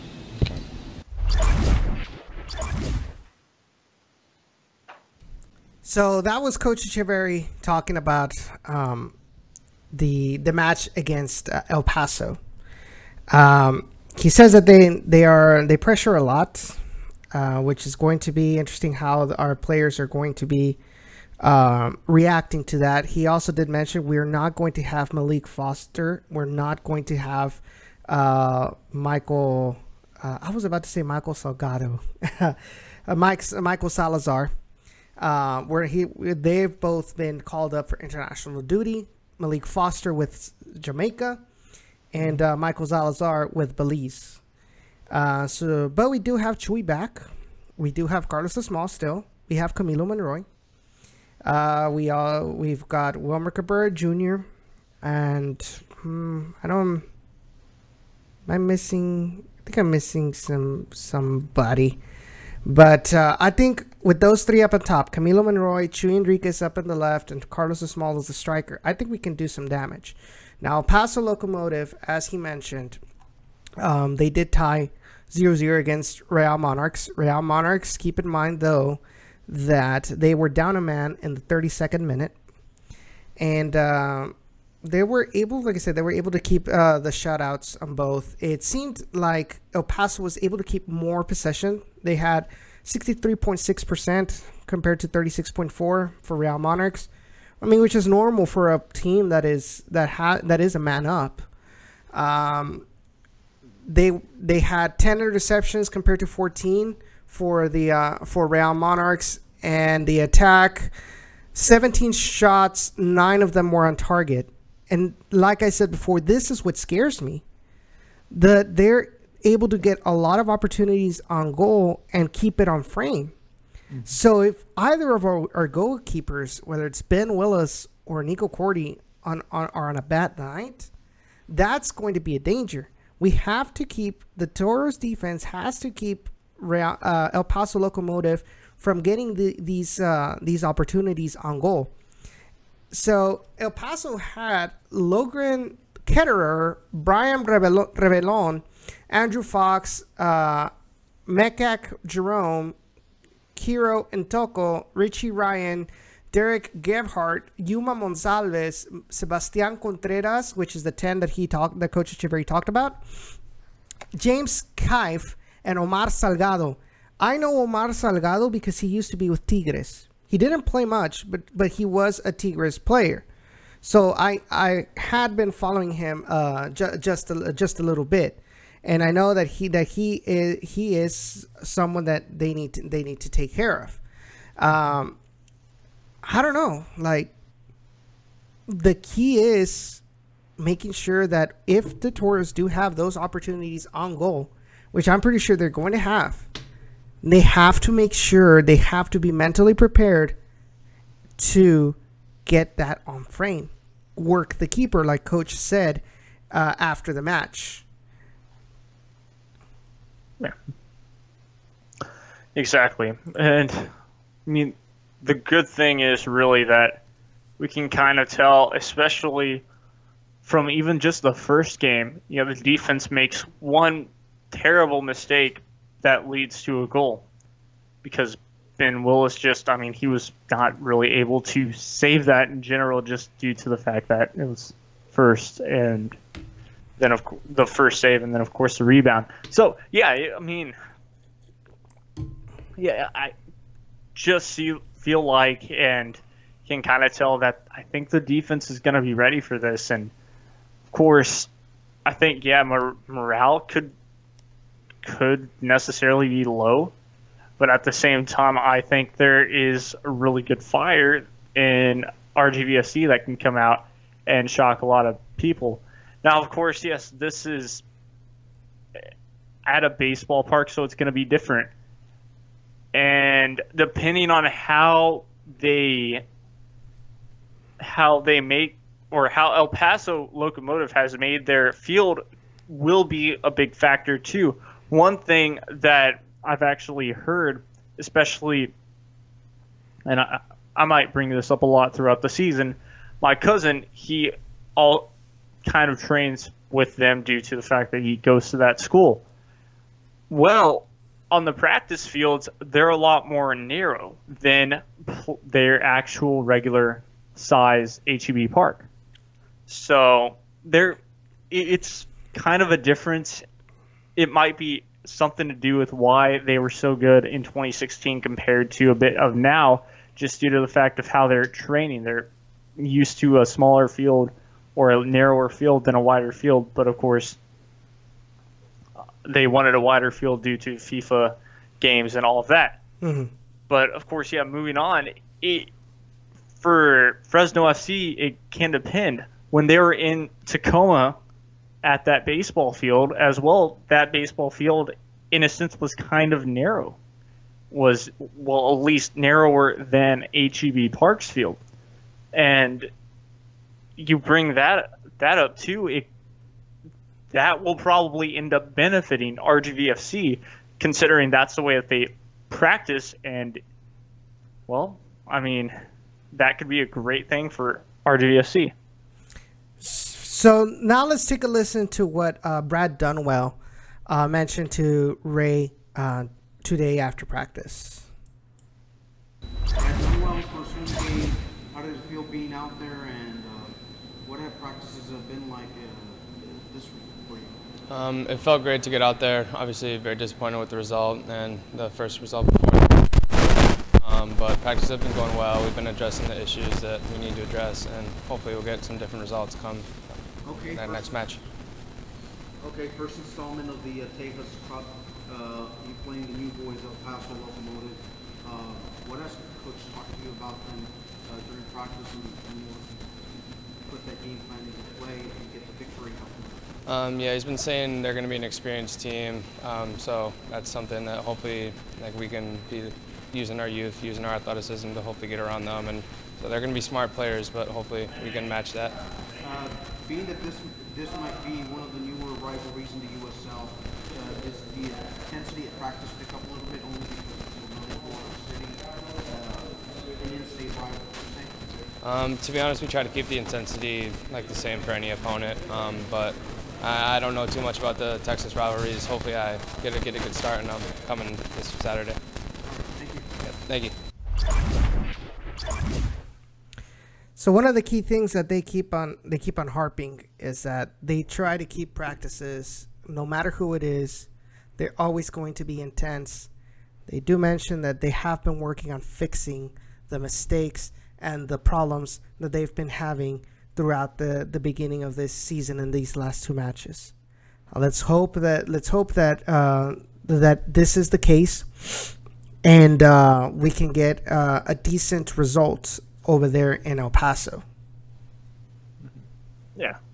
And I mean, also one of the things that I've noticed that they've also been saying about this El Paso team is experience. This team will be experienced, and they just have that, I guess, veteranship, really, that I guess RGV in a way kind of lacks, due to the fact, well, I mean, it's not their fault. They're a young team due to the fact, well, developmental team. If you don't have young players, well, then why do you have a developmental team, or why are you called that and all that other sense? So, yeah, you put that together, it's going to be difficult due to that fact, but at the same time, you should have that pace over, well, I guess, yeah, the players that are going to be older than you and technically losing pace as, I guess, we kind of speak. And so, yeah, you go into that and, well, yeah, it's going to be an experienced team, and that's kind of scary. But as long as, because, yeah, they're working on fixing everything, but of course you can't really fix anything until you necessarily, or until you get to the game and you're playing against different opponents. Because, yes, you can have the defense versus offense, or, yeah, defense versus offense team all you want, or just team 1 versus team 2 all you want, but at the same exact time, how are you going to grow? Well, you've got to continue playing games. Well, that's one thing, side note, and a bit of a burn, that FIFA can never get right, aka the FIFA games. But, yeah, other than that, it's just, yeah, experience is going to be key with this match, and as long as our players play with a different style than they have, kind of, and I do expect RGVFC to kind of go out there, yes, with the same type of lineup, but a bit more with parking the bus mentality due to the fact that they'll be on the road. Keep in mind as well that we don't have, pretty much, besides Connor Donovan, who's out, we have at most players with at most 1 year of experience, which was last year. If you look at our roster, it's mostly guys out of college, guys that barely coming into the USL, or guys that had limited minutes in others. You have, with El Paso, you have a player like Brian Revelon, who has been with Sporting Kansas City, Swope Park Rangers. So he's coming in with experience, a little bit of USL experience under his belt, and many other players. I mean, like I said, Omar Salgado, he's played with Tigres. He played last year with Las Vegas Lights. Let me tell you what else who he's played. He has been with Vancouver Whitecaps, Charleston Battery on loan, with the Rowdies, El Paso, and Las Vegas. So he's been playing since 2011, since he was with the Vancouver Whitecaps. So he's got MLS experience, 26 appearances with the Whitecaps with 1 goal. He scored 2 goals with Charleston Battery. He scored 3 goals last year with Las Vegas Lights. Yeah. I mean, yeah, you basically said it all with all of that, due to the fact experience right there. They have those players, and it's not to shy away from, yes, Sporting KC. Well, guess what? In that span of a year, SKC, they've won the Western Conference before, and they've won an MLS Cup title. So also Swope Park Rangers, they're not a bad side as well, due to the fact, well, look at the players that Sporting KC get from that field. It's impressive. So yes, that player right there. And also, how close has Swope Park Rangers been to make it to the USL Cup? Exactly. And that says a whole lot about that squad. And of course, yeah, you probably think, oh, that's who we're playing this week. No, but it just goes back to what the main focus has kind of been. It's that this team is going to be well prepped. They know what they're doing. But the only difference is most of this team is kind of a first-year team due to the fact that they're now in the USL Championship. They might have been in the PDL. It might have been in whatever, but this is more of a first-year side squad. And so maybe the chemistry hasn't been there so far, and that's why they've been struggling. But once again, stats don't lie, and they've shown they're putting the ball on frame. So those 0-0 draws, could have. Well, yeah, it could have easily been a 1-0 win. Could have easily been 2. Yeah, exactly, 2. Stuff like that. So that's concerning, considering the fact that your goalies are going to have bad days. It could be this Saturday, or it could be in the playoffs. You just don't necessarily know. And so, yeah. You got to force. Just has to be on their game. Yeah, you got to force that bad day on the goalkeeper. If you don't get shots at him to make him work, and he's just going to have a field day. So here's another player that has a lot of experience, and this is from England. Andrew Fox. Andrew Fox is a left back for El Paso Locomotive. He has played with teams like Peterborough United, Stevenage, Grimsby Town in either League One or League Two back in England.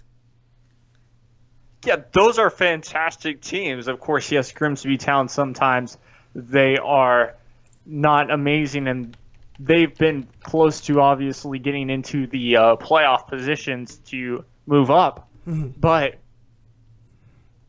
yeah, I mean, our fans have supported them and are amazing, because I watch videos of people going to different games and grassroots soccer, and those fans have been extreme. But of course, enough about that. Yes, he has overseas prep, and at the best level. Well, okay, not the Premier League, but basically at those levels where that soccer's pretty freaking amazing. No, you want to say League One, League Two aren't great? Well, you've got another thing coming. They could probably easily beat an MLS team, probably easily beat a Liga MX team. Teams like that, they'd probably lose to. Of course, different styles of play equal different things. You'd have to get a crazy impartial ref that's not from UEFA or CONCACAF for any of those matches to ever exist. But like we said, he's got experience from both sides. And when you have that type of things, you're probably going to be a really experienced, wisdom, great. Yeah, you're just probably going to be a well-rounded player in general. So before we finish beating this dead horse, here's one more player just for this whole thing aspect of how much experience this team has in professional soccer compared to RGV. Let's take a look at Richard Ryan, midfielder for El Paso Locomotive. Came out of the Sunderland system, played with them in 2003 and 2005, only 2 appearances. He played with Scunthorpe United in League One, Dundee United in hold on. Sounds like a non-league team. That's in Scotland. Scotland. That's Scottish. Yeah, you have Shamrock Rovers. After Shamrock Rovers, he comes to NASL, and he plays with the Ottawa Fury. Please tell me I said Ottawa. That. Ottawa Fury. I was thinking that first, and then I kind of double thought myself. Ottawa Fury, where he had 41 appearances and 4 goals.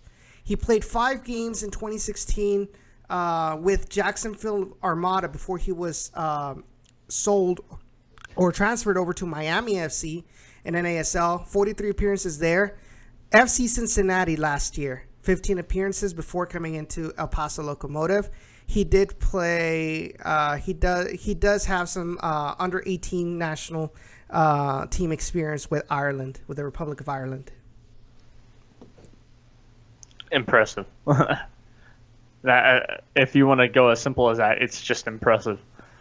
Because of course, yes, you saw that he started in Ireland and then decided, or Scotland, basically England, and decided to go to the United States and play in NASL. I guess that's kind of when you know that your career is maybe collapsing. But of course, if you can still play, you better yet play the game that you love. And so, yeah, he's a perfect addition to this El Paso team. Yet we did see this type of side club last year. Who was it? Las Vegas Lights. They kind of had that exact same kind of philosophy where you'd buy these types of players that are older, have that more experience, but can easily be beaten by young players, where we did see RGVFC at home that one game end up winning, and if I'm not mistaken, kind of getting a draw on the road versus them as well. And so yeah, but with a dumpster fire coach. Yeah, of course, yes. That's one thing that kind of forgot about. Yes, there was a dumpster fire coach, and now, well, yeah, because Mark as Lowry, long as you have a good coach, you should be okay. But at the same exact time, yeah, you have that experience. But what's going to happen when you have that one day where all of a sudden, at the exact same moment, your team ages and loses a ton of prestige, whatever you want to call it, and you end up losing to a team that you shouldn't necessarily lose to. So that's the only difference, is that you kind of don't want to go necessarily with that way, just due to the fact that it could end up turning really bad really fast, but at the same exact time, it could be good. It's really a 50-50 for that choice. So, yes, this team on paper looks like they can easily or could really compete for the West. On paper. But so far, they haven't shown it. Yeah, and it's been most of the Texas teams haven't started well either. San Antonio is also at the bottom as well, so hopefully that gives us enough leeway to kind of get back at it for the Tejas Cup.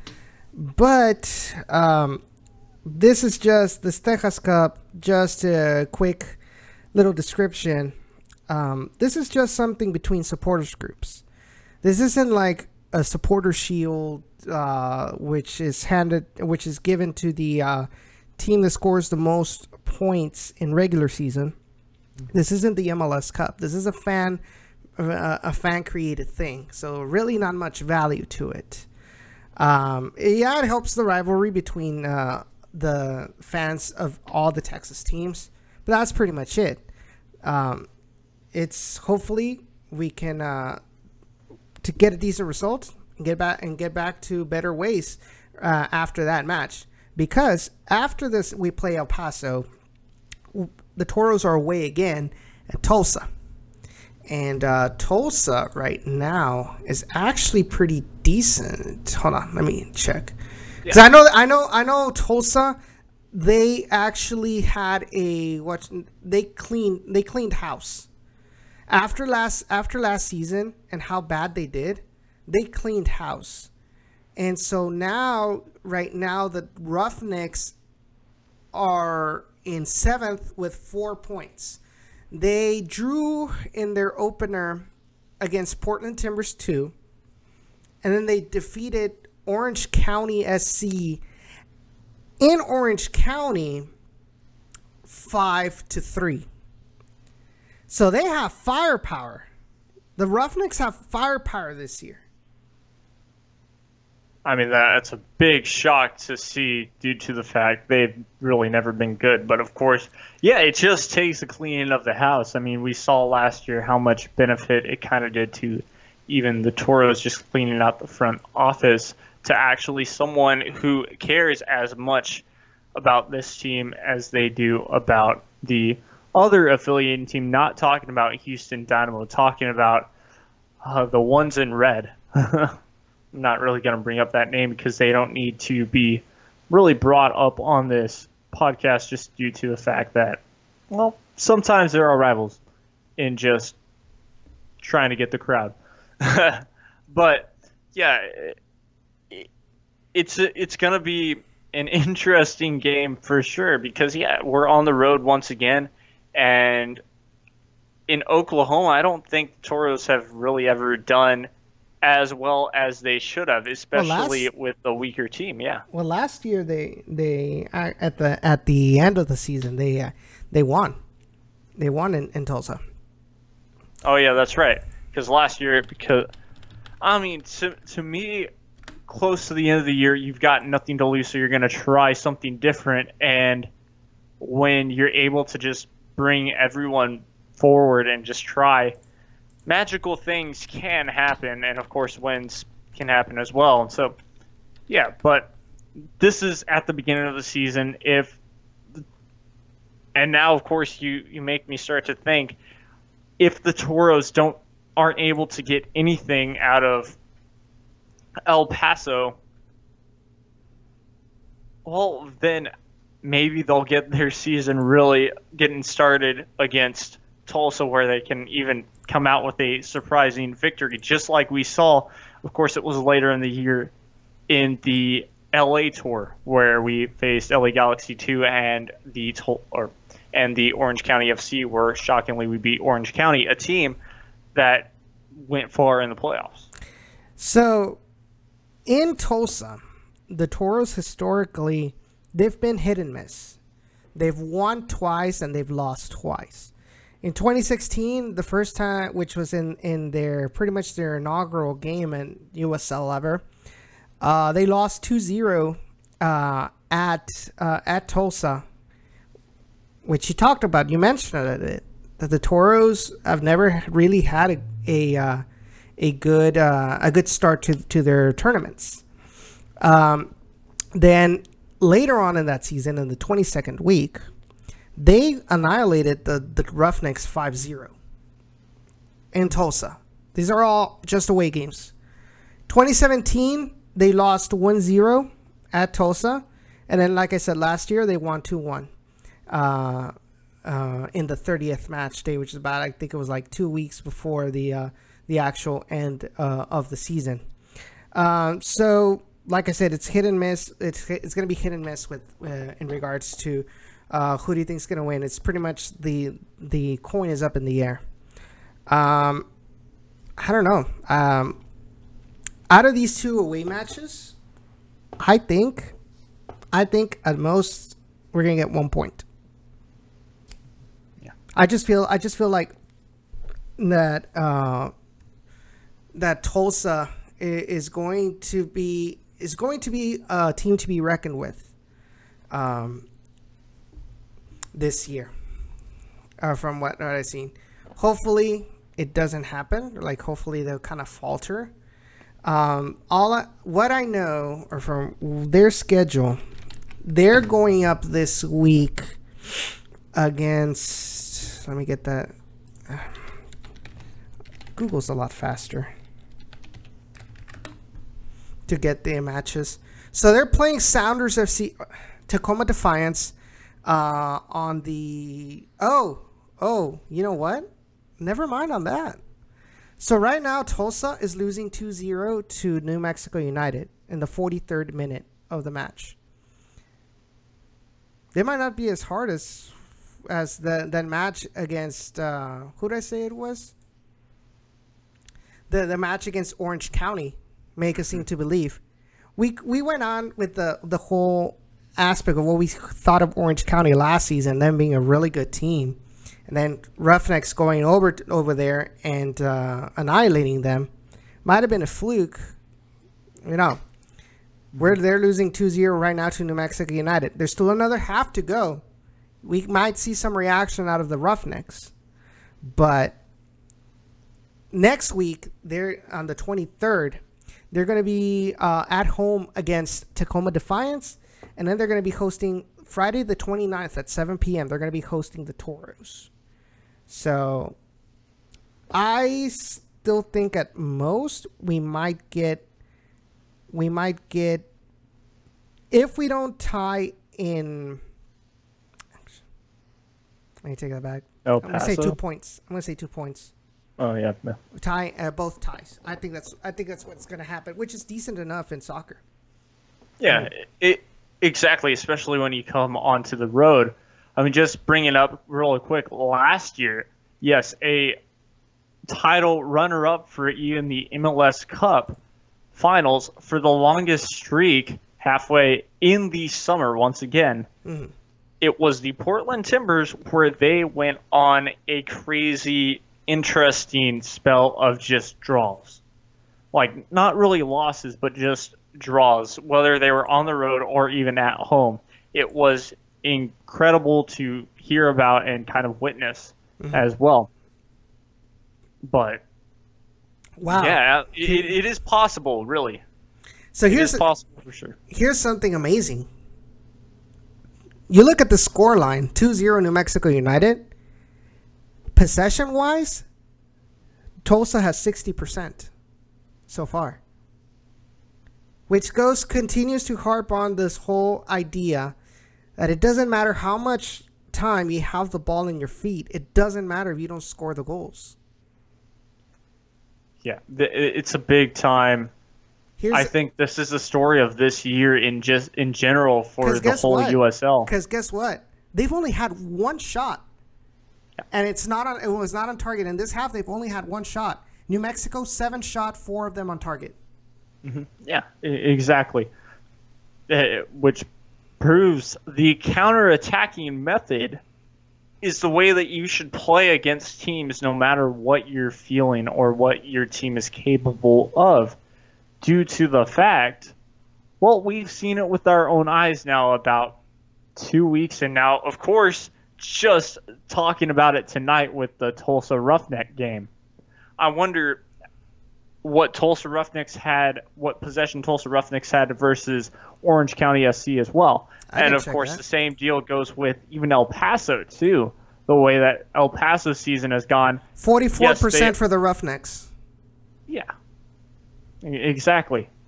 I'm almost positive that that's less than the other team has gotten or ended up getting for the total possession in general to equal, obviously, 100. Yeah. 44%, 56% for Orange County. When you look at the shots, Tulsa had less shots, 6 on target, but they were able to get by 5 of those 6. Which means that they were on fire that match. So, what is your prediction for that match? I know we're going to be talking about it a lot more next week, but go ahead. For that match, man, it's going to be tough. And, of course, yeah, you've got to learn more about both teams. But I'm going to have to say probably kind of, yeah. I mean, I want to say it could be high scoring as in 2-2, but I think I'm going to keep it logical right now and go maybe the Toros will be able to get 1 goal in, and it will be 1-1 for the Tulsa match. But, of course, we still got Saturday to see what the Toros can still be capable if maybe, of course, Saturday's performance where even they got booed out of the parking lot in a way will affect them. But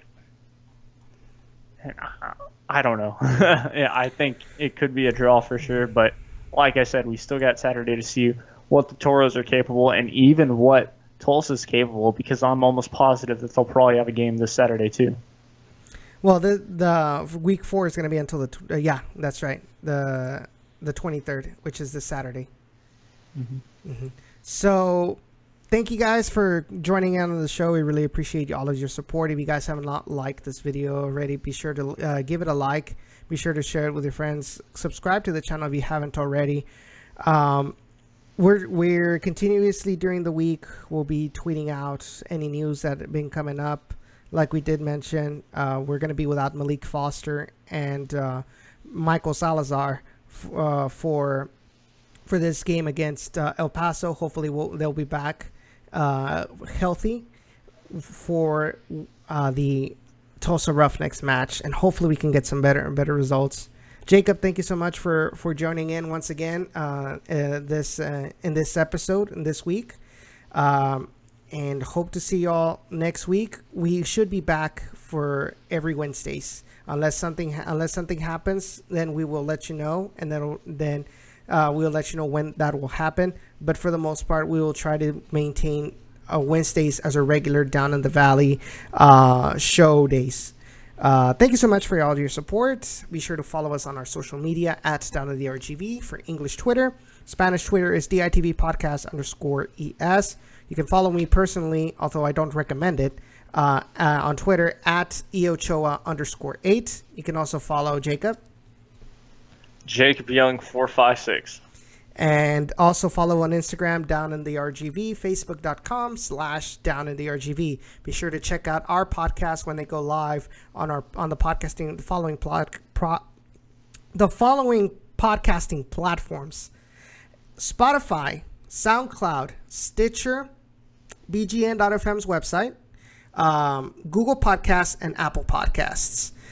Cisco, thank you so much for the comments. Really appreciate it. And be sure to subscribe to all of those platforms. Subscribe, share it, listen to them. That really does help. That help us grow and getting these stats. Knowing that people are listening out there, they're sharing this information, are being informed about the Toros.